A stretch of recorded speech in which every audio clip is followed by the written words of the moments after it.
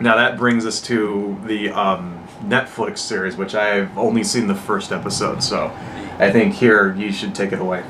I've seen shit, man. Okay, so... Not a fan of the show, I take it. Well, here's the thing. My motto about giant monsters is the more the merrier. And when I heard about Kong, King of the Apes, I was very excited because it's King Kong in the future fighting robotic android dinosaurs and a mad scientist and his sexy robotic companion girlfriend, maybe, sort of. Mm-hmm. So, and it's like, and again, it's King Kong. I love King Kong. I like to see King Kong fight things other than just dinosaurs and humans. But it's like I watched like the first 5 minutes of the first episode, and Netflix has this habit of making the first episodes of their animated series like almost a feature-length movie. So instead of getting 13 episodes, you're technically getting 15 episodes, because the first episode is basically 3 episodes. But it's like, I'm watching it, it's like, I'm excited, but it's, the first couple of minutes you have a talking cybernetic parrot that's like a reject out of a really crappy Disney ripoff. Mm-hmm. You have an evil mad scientist kid who's a little too evil. The CGI is an odd mix between competent and really lazy, to such a point that you probably saw in the first episode the crowd sequences are just filled with clones. Oh, right. Yeah, it's the exact same clones from the Peter Jackson deleted scene. All those guys on the ship got another job. Yeah, exactly. The stand-ins in the show. And it's just, and I don't, again, nothing against 3D computer-generated animation shows, but you can tell their budgets are stretched horribly, to such a point that barely anybody's in the city, although there are some good crowd sequences. But again, some of the characters are poorly written and cliche. There's this guy on YouTube that I know named Zazubar, who during his thoughts on the show put it bluntly that a lot of the characters are either poorly done Disney characters, or like in the case of the normal citizens who basically believe this whole nonsense about Kong being the real villain when it's obvious the mad scientist, they're just a bunch of stupid lemmings. Right. It's like, I don't know. So it's very much a kid's show. Between the 3 King Kong shows, the King Kong show and King would be number 1. Mm-hmm. Kong the animated series would be a close second. Yeah. They're both still childish, but they're still enjoyable, especially if you're a kaiju fan and you have a kid you want to, watch. It's fun for all ages if you can put your mind in there. And then way at the bottom on the, can barely be tolerable meter is Kong King of the Apes. Wow. And which that is bad, huh? It's not horrible. I've seen worse, but it's definitely it's a big disappointment, I think is best to say. With that said, there are some elements I like. Kong is sort of a lovable goofball in this one, but because it takes place in the future, Kong is given some extra weapons. So he has these gauntlets that can deflect lasers. He has a rocket pack. Yeah. He has a rocket pack? Yes. And I hate to say it, as ridiculous as that sounds, it's brilliant because, if King Kong was in the future and, he's obviously smart enough, he can use a rocket pack. Right. Yeah, and it makes sense, too. It's like he fights, there's robot pterodactyls, he's got to have something. So what about, speaking of that, like, what about the other monsters in this? The robot pterodactyl? They're called Bionobots, which don't make sense because they're full-blown robots. They're just based on real animals, so I don't know why they're called Bionobots. They're created by the evil mad scientist. There's like basically twin brothers. One's good. He's a guy who, befriends Kong and is the lead hero, but he's, again, bland, like a really crappy Disney lead. And then the evil mad scientist brother, the very two-dimensional character. It's like when you think there are going to be like some 3 dimensions, it just turns out to be a big ruse. Yeah. And the thing about the evil scientist brother is he's more interested in robots. He's basically the new Doctor Who, basically, from King Kong Escapes. Except he creates a whole slew of like robotic dinosaurs for this failed amusement park / nature sanctuary in the middle of the freaking city of all things. So that's where all the dinosaur guys come from. Yeah, exactly. And so he doesn't actually fight. They're all robots. They're all robots. Any other creatures? There was one episode with this really cool giant anaconda they find in Brazil, who is a female anaconda. Mm-hmm. She's dangerous, but not exactly a pure evil predator. Yeah. But the evil scientist brother put some cybernetic armor and mind control on her. So, Right. and that's actually a pretty cool villain. And That's cool. And outside the robotic dinosaurs, 2 Bionobots are based on a giant squid and a shark, and they look more robotic than everything else. Right. There's also probably the best character in the whole show, and I'm not just saying that because I'm sort of a lurch or a lurcherous lurch, is Bactelia, who is Bactelia. she's an android gynoid, I should say, the evil assistant in Coco. Gynoid. Yes. I recently learned with that word. Yeah, sexy robot lady. And I'm not alone, too, because it seems everybody who reviews the show says she's the best character. She's basically the evil sidekick to the main villain. I'm just happy that we got to use that in a sentence. Yes. I literally did not know what that was. But she's actually, and she's basically looks like a hot robot, woman. Yeah. But she also has a lot of wit. She talks in a deadpan mode, but she can talk back to her master, and at one point even starts a rebellion against him, and they have to kind of make up, and he ends up becoming second banana to her. Oh, really? Yeah, so she's actually the best character. I'm not just saying that because she's easy on the eyes, and because I'm in Shoma. Right. Visit my DeviantArt page. You'll know why. I'm going to put a little to it on the thing. Yeah. Can we put like a bunch like during that part? I'm going to put a little marquee exactly. Anyway, anyways, but no, she's probably the best character. And at one point, there's this neat episode where, in order to defeat Kong, they decide to put her programming inside one of the robot T-Rexes. But it's hilarious because she complains about it. It's like, how can I do my Kung Fu when I have little arms? This body is very crappy. So this was a terrible plan. So that's cool. Yeah, but it's still not very good, though. Yeah, it's still not very good. And it's sad, too, because it ends on a really interesting cliffhanger where they discover apparently in the future apes are rare, even regular apes. So they find like a small endangered. Very endangered to the point of extinct. In fact, Kong is a fluke that shouldn't be. Literally, he's an ape who's grown abnormally large. Right. Yeah. But they find a group of apes living in the jungle, and that accidentally leads to the evil brother, the good brother, and this really annoying kid sidekick character who's an animal whisperer. So he's probably the worst character. If you thought, it's like a Kenny of the show, basically. Oh, wow. They end up falling, as well as... For you people at home who don't know what the term Kenny means, it's in Japanese, giant monster movies, there's a little kid character that usually wears shorts. Or befriends the monster, even when the monster is pure evil. Yeah, he's the one that wants to, Gamera is good, even though he just, totally destroyed, a whole building and killed 30,000 people or whatever. Yeah. He's just clumsy and even worse, Sean from Gorgo. It's like, he's watching Gorgo's mom, utterly massacre London, killing millions with a hand swipe, and he's just watching all wonderful. It's like, it's magical. It's magical. Gamera saved me. So that's what Kenny is, the annoying kid character in a giant monster movie. Basically, yeah. Anyway, go on. It's like they end up accidentally falling through a supposedly extinct volcano, which is actually an entrance to an underground world filled with real dinosaurs. Oh, wow. And that was supposed to be the beginning of the second season, but the show got so poorly received. Renew it. I don't know if they're going to renew it yet, but I kind of want to watch it now. Yeah. Go ahead and watch it, but if you saw the first episode, you know what you're getting into. Yeah, it's not very good, the first episode. Yeah, especially, God, it's like those first 10 minutes, you introduced us all these annoying characters that I'm going to have to deal with for the next 13 episodes. But no, Kong is a lot of fun. Kong himself is a lot of fun. I enjoy a lot of the gadgets they give him. Some of the go on, pick up your little toy. Sorry. Some of the what? Some of the robot monsters are neat, and again, Bactelia is definitely the best villain of the show because she has layers, and she's easy on the eyes. Right. Because I'm in Shoma. But again, it's not worth watching. I would definitely give it a passable skip. If you want, watch it if you want, but no. So now that brings us to Skull Island. So finally, so I did my whole review on it, which I'm sure all of you people subbed to my channel and didn't watch. No, actually, surprising, it got Anyway, so if you're interested in what I have to say, you can see that. So, but Raph here just saw it about an hour and a half ago, 2 hours. So, what do you think? I liked it. Wow, thank you for all the detail. You're welcome. Bye, everyone. Okay, joking aside. Earlier I said that King Kong vs. Godzilla would be my third favorite Kong movie. My first would be the 33. So guess what's number 2 currently? Number 2? Is, and usually I just saw the movie Kong Skull Island. And what's great about it is it's something I don't see in Hollywood films anymore, even in films based on superheroes or Star Wars.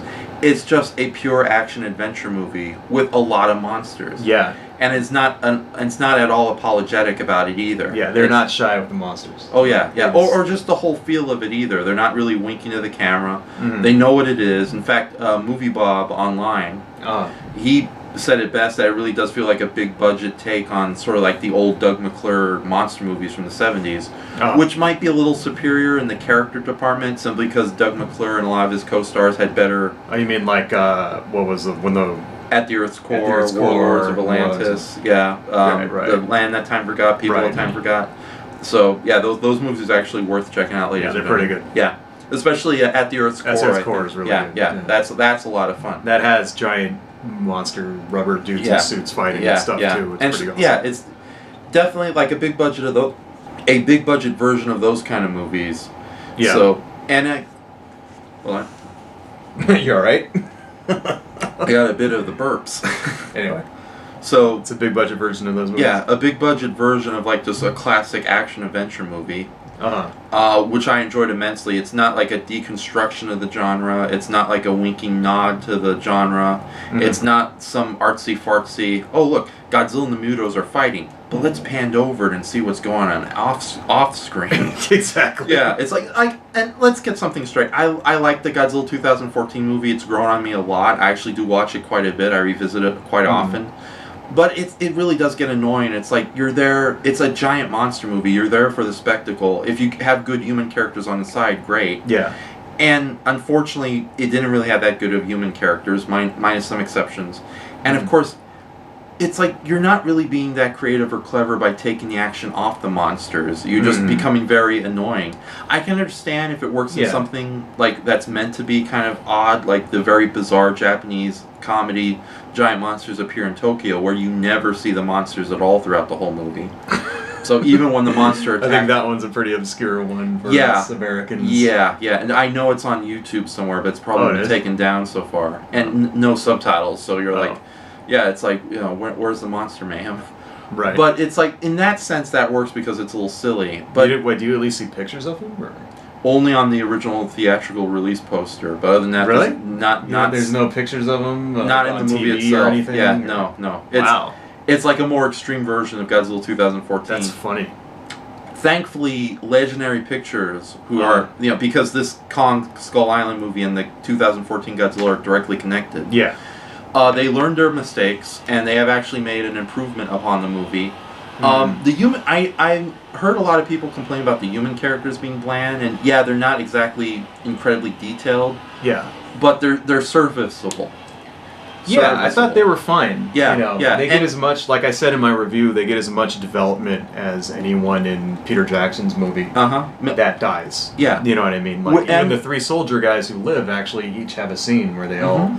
at least at one point get to talk and develop themselves a little bit. Yeah. And the great thing about characters that are sort of blank slates is if you pick the right actors, they fill in a lot of nuances. Again, little character beats go a long way. And thankfully, these characters, minus some of the more expendable military people, they got some really good actors to fill in these roles who are able to throw in little elements here and there that, you know, you do actually do like and care about these people. Although some of them do get unceremoniously killed, like that one poor satellite dude and the horrible... Oh, he's on the... Satellite dude? Yeah, he's on the boat, he's dressed in blue, and then you have the bird things. The bird things come, there's a part where they grab him and they turn him off and like one of his legs gets shorn off that seemed a little unnecessary. Yeah. That's kind of, he was like an innocent victim. Because he didn't want to go, he didn't even want to go on the fucking trip at all. Yeah, or at least give him a little more significant death instead of like it's like... He was tragic. Yeah, literally, he's like, you know, it's like, yay, we're going home! It's like, and then like a bird chops his leg off in midair. Yeah, exactly. Right.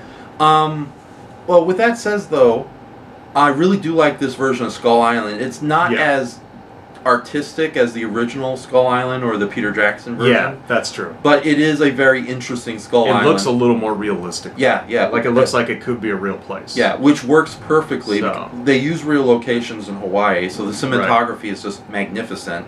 Oh, is that where they filmed it in Hawaii? Yes, in Hawaii and probably other areas. But it's great to see real jungles in a movie again. Yeah. Yeah, it's like the thing about the Peter Jackson Skull Island is great because it was a mix between real locations in New Zealand, CGI, and old school model effects that they combine the actors within. And of course, it came out looking beautiful, so I could accept it. But see, it looks like the Peter Jackson's movie looks like everything is a painting.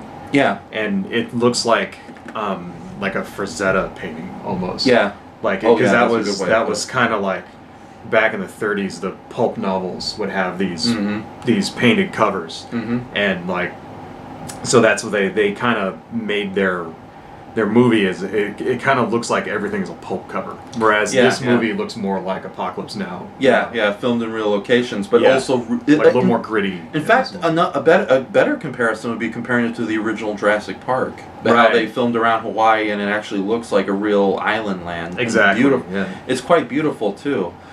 Which is funny because I think this is a Skull Island that's a good mix between the beautiful and peaceful and valuable, along with the horrifying, deadly, and terrifying elements of it. Right. Especially when we meet the mysterious but unique natives, like a whole civilization that barely speaks, but that's very interesting. That's almost like the Winhams from Gulliver Travels or something like this. It seems like the horse people. Yes, the highly intelligent horse people who only spoke when they felt it was best to speak. Yes, I haven't read that in 15 years. So. Yeah, I know the book plays it more comical and satirical, but like the TV miniseries version from 1995 with Ted Danson. It's great. It's fantastic. It's one of the best fantasy television things ever committed onto television. Right. So, but No, that was very interesting. Many of the human characters, they are bland, but they have like really good actors behind them. And of course you have some standouts like Samuel L. Jackson as this hard ass who is obviously going mad, and for good reason too. He saw like practically all his men slaughtered by this giant gorilla. Right. So to such a point that he loses, all reason it's his fault that it kind of began. I mean, he's not really a villain.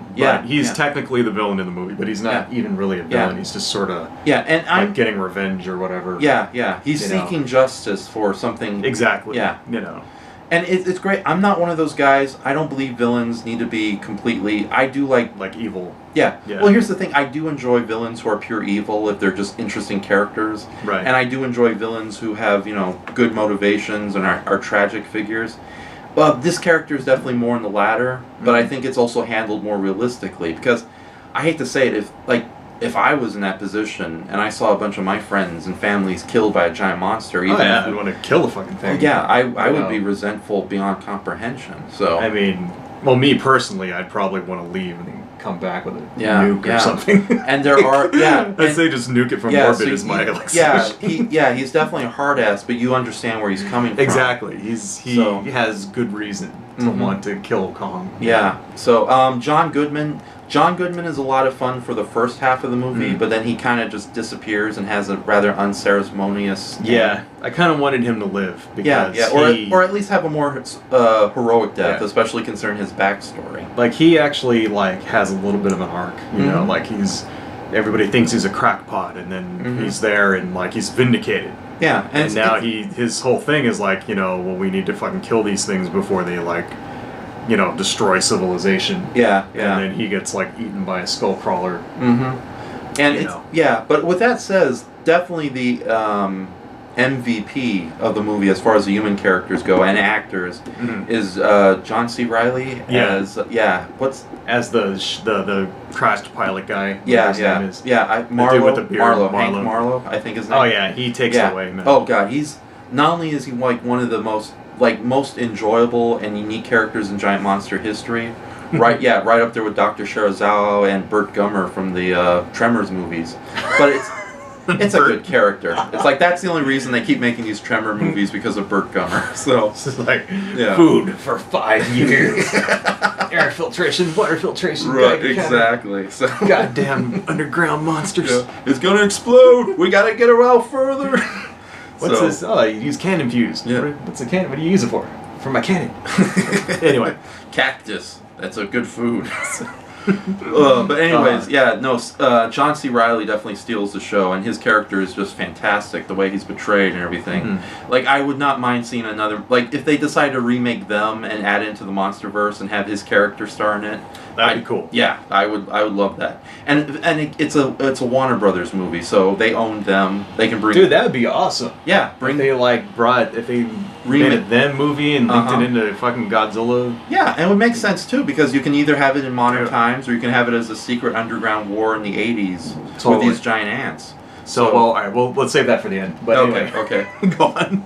But no, his character was definitely great, and I love that he has a whole story arc, and you're happy for him in the end. So, yeah, at this point you've probably seen the movie, so I think we can do spoilers. Yeah, fuck it. So, anybody watching this, there's Gail. spoilers. There's spoilers if you haven't seen it already.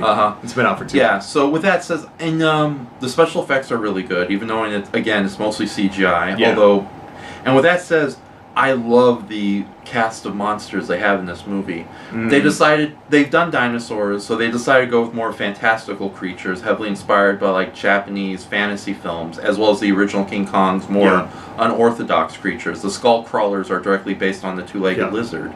Yeah. But you also have those like the skyr buffaloes, who are my favorite monsters. They're just these peaceful giant buffaloes that even King Kong just kind of cares for, like pets. Yeah, they're not. They're more like real animals. Yeah, and in this thing, like it's not like in Peter Jackson's movie where everything is out to kill you. Yeah, the minute it sees you, it tries to eat you and shit. Yeah, it's like here, like in real life, if you see even like a lion or a tiger, if it's not hunting, it's not going to kill you. Mm-hmm. You know? It's like, there's that great scene where we first meet one of the skyr bulls. I'm glad it's a whole herd. It's not just this one beautiful creature that gets killed and that's the end of the species.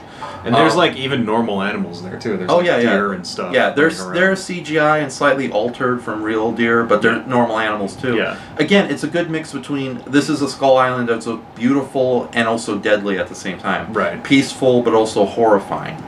So, especially, and the spiders, they got those big spiders. Oh yeah. The mother longlegs, as they're called. Oh, is that what that is? Yeah, that's their names. Mother so what's the name for the log bug? Because I thought that was like really an awesome one. Oh, oddly enough, it's called a spore mantis. Spore mantis. Yeah, and like the skyr buffaloes, he's not a bad guy. Although, and also it's finally. I hope they make a figure of that. That was cool. Yeah, he was a neat little creature, and also it's finally nice to see an American giant monster movie where a creature that big is bulletproof and doesn't easily die the minute he gets.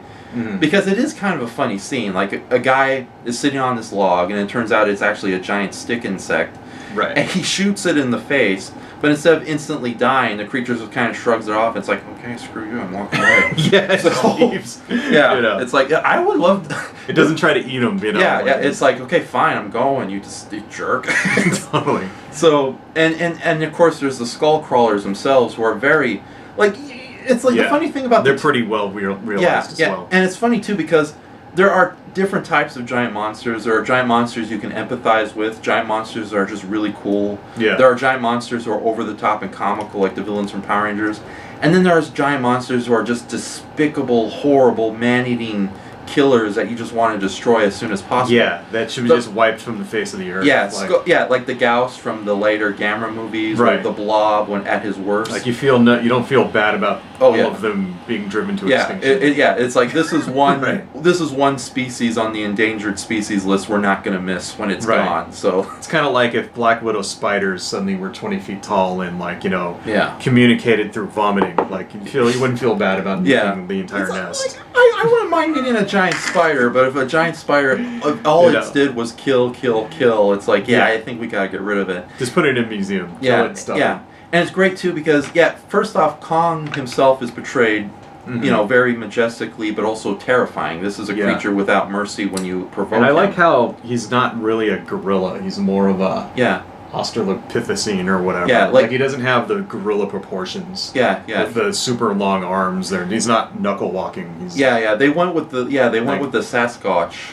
route with this Kong, and it works too. Right. It works. I mean, because he still looks like an ape, and he still kind of walks like an ape. But but he's upright. Right. You know, he has he's not long just arms. a giant overgrown gorilla. Yeah, and I also love that his fur is a little matted, and you see I think you even see little plants growing out of him, much like the steer buffaloes too. He's just got stuff like matted like little red grass along with everything else. Although that could just be algae throughout his skin. I don't know. So although his natural fur color is brown, which is a neat little reference to King Kong versus Godzilla. Yeah. So no, he's really cool in it, and I love that. He's not as well defined a character as the Peter Jackson version, but little character moments go a long way, and you do feel that this is a Kong who is generally benevolent, but he will hurt you if you provoke him. And he's intelligent. Yeah, he is intelligent. So when he sees a human isn't a threat, he knows to leave him be. Doesn't try to kill it. He uses tools in this. Well, he uses weapons. Definitely. Yeah, it's like oh god, that final weapon he employs is just fantastic. The fucking the chain and the chain and the boat. Oh yeah, that motor thing. Yeah, that was end. and I thought the that rocket. Hard. Yeah, I thought the rocket pack was awesome. Like that shit was hard. He just throws it and like cuts up the thing, dragging it back and choking it. Yeah, but getting back to skull crawlers, you definitely feel that these are creatures who are a worse threat than Kong, and in the mindset of Samuel L. Jackson's character, I can understand he cannot see that these things are a worse threat, and if they get rid of King Kong, these things are going to breed out of control and even leave the island, possibly. Yeah. His whole thing is like, we'll just kill all of them. Yeah, which is a shame, because that means the spore mantis and the skewer buffaloes would suffer too. So along with probably the island natives who... Right. Yeah. They'll just nuke the whole thing. Yeah. And then, of course, there's the leaf wings, who...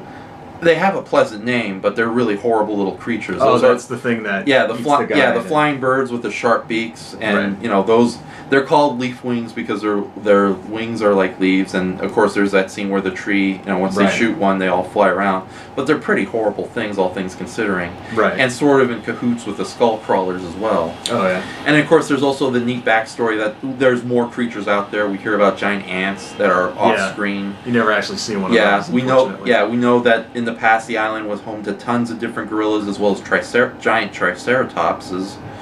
So no, I really do like the variety. You see the bones of a triceratops. And it's it's a really cool version of Skull Island. Yeah. I know, like I was telling you in the theater, we were discussing, there was a lot more monsters planned for the movie. There was these creatures called psycho wings, for example, who were these giant bats who I think got left out of the... They were filmed and animated but left out of the final movie. Oh, maybe they'll be in the special features. I hope so. I hope they do an extended version and we get those guys back in there. Yeah. And also the lead actress, Brie Larson, yeah, she mentioned in multiple interviews that there was supposed to be a giant Venus flytrap that they filmed, but they never finished. That's cool. Yeah, so, and of course the Art of King Kong has all these different other monsters, including these giant tigers that are 3 times bigger than a regular tiger, who, it's as well as a gigantic crocodile covered in trees and bark, although I think you already had the spore mantis, you really don't need that. Right. So, but no, it's a lot of really cool monsters. I'm glad they went with a more imaginative route here. Right. So, but at the same time, it's unlike the Peter Jackson movie where it is overindulgence. They just picked the right monster sequences along with the human sequences, and I was thoroughly entertained from beginning to end. So right now, this is my second favorite King Kong movie, and definitely one of the better giant monster movies I've seen from a Hollywood in ages. So why don't we this is already like way too long. Why don't we end it with what you would like to see personally in the future? So as far as what I would like to see, because I know that they're going to make Kong versus Godzilla. Right. But I would like to see additional King Kong movies, standalone ones. I think, I mean, King Kong versus Godzilla is going to be the greatest thing ever, that I'm just going to have a heart attack and die when that comes out. I'm really hoping that they don't decide to go the Batman v Superman route and have them fight, and then they have to team up and fight some other thing. I hope they don't do that. Please don't fucking do that. Please, Legendary, if you're watching this, don't do that. Make them fight each other and make one of them live and one win, one. You know what I'm saying? Like, because that's just so. That's gonna be so fucking stupid. Like if they, if they just suddenly they have to fight King Ghidorah together. I hope they don't do that, because that just sounds like something that that's one way they would fuck that up. I would personally not be against King Kong and Godzilla teaming up against a worse threat, and there's so many villain monsters they could choose. And, you know, it would be kind of cool if both of them team up against Hedorah. But then again, I'm a big Hedorah fan. But at the same time, like, I hate to say it, we're dealing with a movie with the giant monsters. It's going to be a lot less contrived than, you know, it's like, you know, what did you say? Martha! That's my mom's name. Yeah. So, well, all they got to do is just, you know, get them in the same place. I mean, you know, just have them, just tie balloons to them and make them float around to the. Yeah, I would not mind seeing that. I hope that they don't give Kong lightning powers. I know that everybody would shit their pants with joy if they did that. That would just be stupid. I mean, that's funny in the original, but in the new one, like, maybe if there was a homage to that, like, maybe there would be a part where he's holding him down and he grabs a telephone pole and uses the electricity to shock his head or some shit. I could see that being a thing and, like, a homage to it. But please don't make him get struck by lightning and then suddenly, like he's Raiden from Mortal Kombat or some shit. So they're probably not going to do that. So I don't have to really worry. Power! Unlimited gorilla power! Totally. He's like zapping him with the dark side. Right. And I mean, I don't know how they're going to come together somehow. My guess, if I had to guess at the plot, it would be something like the army is going to kidnap Kong and bring him over to fight Godzilla. That would be my guess. I don't know how they're going to do it. You know, that actually is plausible. Maybe, like, whatever happens in the next Godzilla movie, like, it becomes so... They go, like, we need our own monster. Well, we happen to know where one is, because we had this one in the 70s, and they just get a giant needle and shoot it out of the sky and drug him. Yeah. I would not mind seeing Doctor Who and his robot army come back and maybe have him be the final threat, and we can have Mecha Godzilla and Mechanicon versus Godzilla and King Kong. That would be interesting. Yeah, as the third act. But I would like to see, like, more standalone Kong movies. I'd like to see, you know, I don't know, whatever because they could take it a lot of different ways, you know. They could make, like, I don't know, I want to see more original creatures. Like, I think it's cool that they're going to use, the next movie is going to have Mothra and Rodan and King Ghidorah, and that's awesome. But, you know, I like new stuff. I'd like to see them create some original stuff, you know, and let's see where they can take it, because it's cool that you're, like, you know, bringing back these classic characters, but we've seen that before, you know what I mean?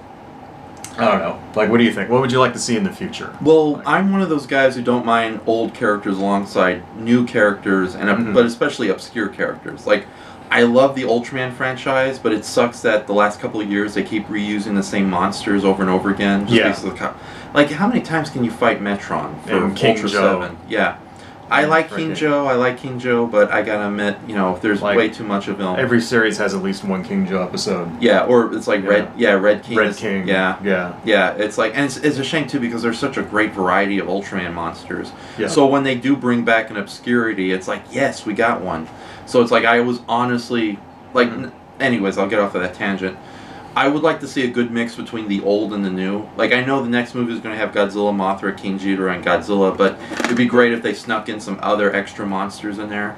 Sort of like how, you know, or like in the next King Kong movies, it would be great to have King Kong fight against more new opponents. Right. And, you know, it's, again, I would like to see them play more with unconventional giant monsters, like no dinosaurs, but like have Kong against more bizarre, mythology-inspired fantasy beasts. Yeah. Maybe even go down the Kong the Animated Series route and have him fight actual supernatural beasts.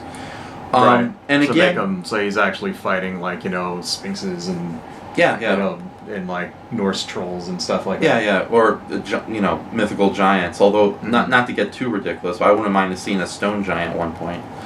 That'd be cool. Yeah, and of course, it would be cool to see them bring in more obscure monsters from both the Kong and Godzilla franchise. Like, I think you could bring back Doctor Who or some mad scientist who develops giant robots. You know, and, you know, crap, what the heck, giant robots? I'm more than okay with that. Giant robots are always awesome. Yeah, so, or, you know, just make it in the future, you know, make it like 50 years from now. And or kind of like Pacific Rim Jaeger type things. Yeah, that's another thing, though. There's so many giant monster movies that you could, the thing about the MonsterVerse, as they're calling it, is it's not like the Marvel movies or where they planned it ahead of time and they're you know, connecting. They're just making all these different giant monster movies and connecting them after the fact, but doing a much better job at it than the whatever the hell is going on with DC and Warner Brothers right now. That's a whole different story. Yeah. But with that said, there are a lot of other giant monsters you can incorporate. I would love to have them remake them, which is a movie about giant ants and is really good. Make that into like a it was like Starship Troopers, but instead of being cowardly and throwing it on a faraway distant planet, bring it to Earth in the middle of either Los Angeles. And then have that incorporated into the MonsterVerse. Ooh, what about the Blob? That would be awesome. Actually, the Paramount. That would be cool. I don't know how Kong would fight the Blob, but Godzilla could fight the Blob and roast it. First Paramount and Sony, I think they've been trying to remake the Blob for ages, and that's not connected to Warner Brothers. Whereas them is definitely a Warner Brothers property. But, you could also but other movies under the Warner Brothers banner, as you can bring in, is like the Beast from 25,000 Fathoms. Oh yeah. Yeah, that's Warner 20,000 Fathoms. Yeah. What else? Really? Yeah, that's a part of Warner Brothers. So you could bring in the Rhodosaurus. The Rhodosaurus. Yeah. Nice. Valley of Guanji. That's actually connected to that's Warner Brothers. For you people out there who've never seen that, it's basically a cowboy dinosaur movie. Yeah. Which is actually really good. The effects by Ray Harryhausen, and it's a lot better than it sounds. It's actually a pretty good movie. Yeah, even though it does take a little bit to get to the Dinosaur Valley, it's still a very enjoyable movie. It's what other? That one's a little obscure. Yeah. And not only that, but there's also a lot of non-giant monsters you could incorporate into the MonsterVerse. Mm-hmm. Like, I know I'm never going to get the opportunity to do it, but I would love to remake the H-Man, set it in modern times, and incorporate that into the MonsterVerse. But instead of giant monsters, you have these horrifying, acidic, radioactive blobmen. And maybe have, like, in the climax, they merge to create a giant H-Man. So, they have to fight it or something. Yeah, or, but it's like you could also do a bunch of these smaller giant monster movies, or regular monster movies inspired by either the Toho or Warner Brothers stuff and bring them in. So what about, because I know that they're making a Universal MonsterVerse with the Mummy's going to be the first one. Yeah, they're going to make Dracula and Frankenstein. Yeah, that looks just as flimsy as the DC stuff. DC. Yeah, especially so because you're saying if you could have characters that aren't giant, but just take place in the same universe. I could see that. There's because a lot of those are mythology and mad science and things, and those go well with and kaiju movies. Right? Yeah, and Toho has a lot of really good non-giant monster movies that oddly enough retroactively were connected to the giant monsters. Matango, Attack of the Mushroom People. Is that supposed to be in the same general universe? Technically, it is, and it was made much more apparent when Matango himself appeared as a minor villain in the Godzilla video games. Yeah, he was in the NES game. Yes, exactly. Right. So for those of you at home who've never seen Matango, it's basically an island where there's these. If you eat this mushroom, it grows all over you, and then there's a whole group of these mushroom people, and it's very psychedelic. It's pretty because that one's kind of obscure too. Well, interesting enough, obscure in America. Yeah, and it has an interesting history. It's a Japanese monster movie from the '60s, based on a short story from William Hope Hodgson, who is often considered the more romantic Lovecraft. So they took that story and made it into their own thing, and it's a long history. Let's not get into it.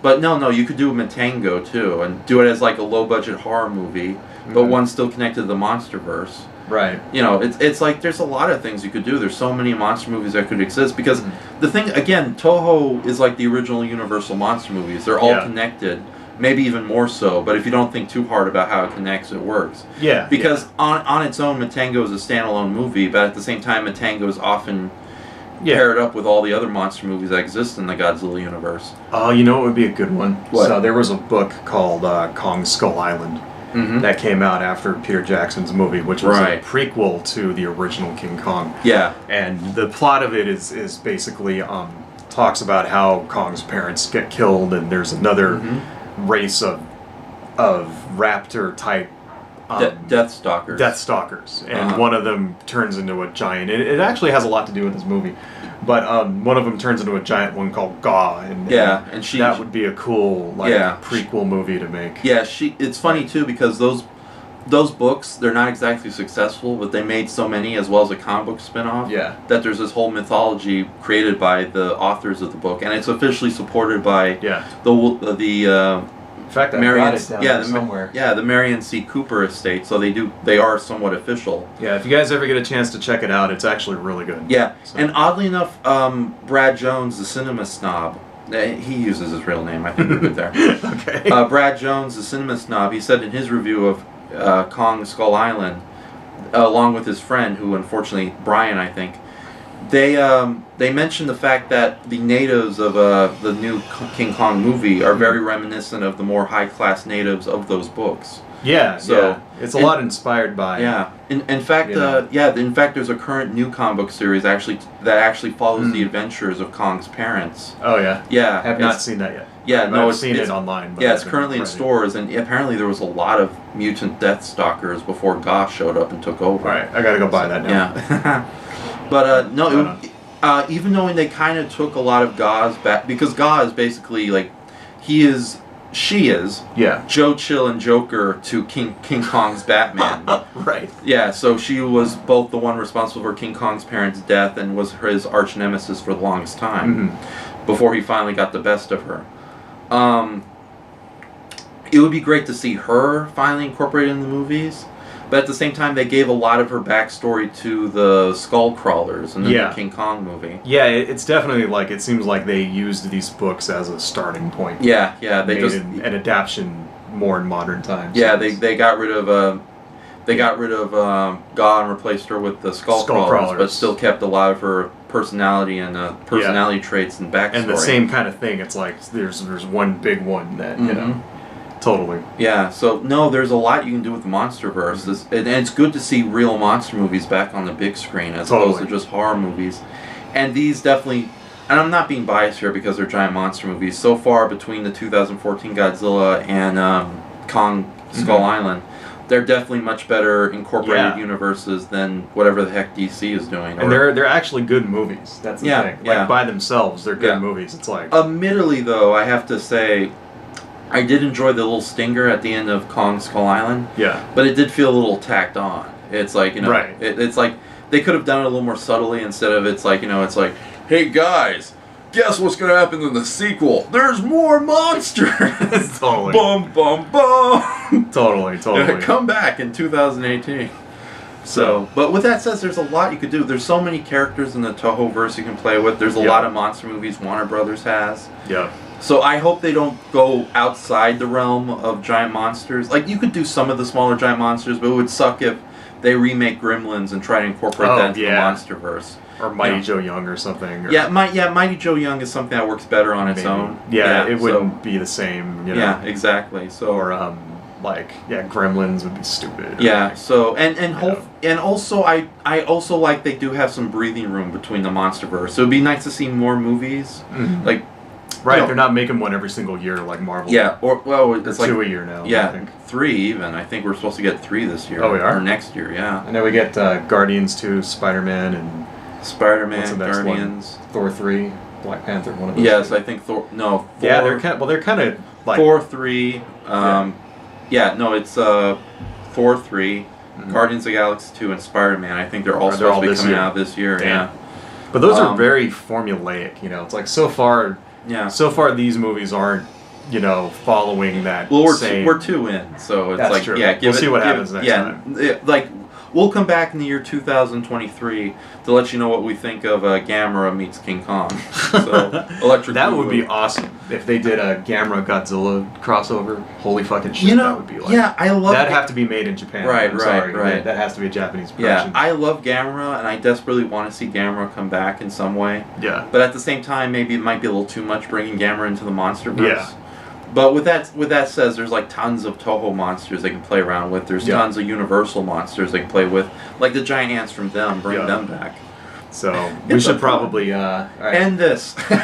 We should end this. So anyway, folks, thank you for sitting through 2 hours of us bullshitting about giant monkey movies. Yeah. So next time maybe we'll talk about Godzilla. We'll have to set aside 6 hours for that. Yeah. No, let's focus on one Godzilla movie at a time. Yeah. Not all of them. Not all of them. Because we don't have 72 hours to go through. Oh my god, there's one. like 33 of them. That's not counting all the cartoons and the video games and the comic books and the the toy exclusive Right. monsters and the stage productions. Who knows, and the man? live stage performances And and the comic book ones. And you already said that. Yeah, the manga. We could do a manga. Anyway, adios, folks. All right, bye guys.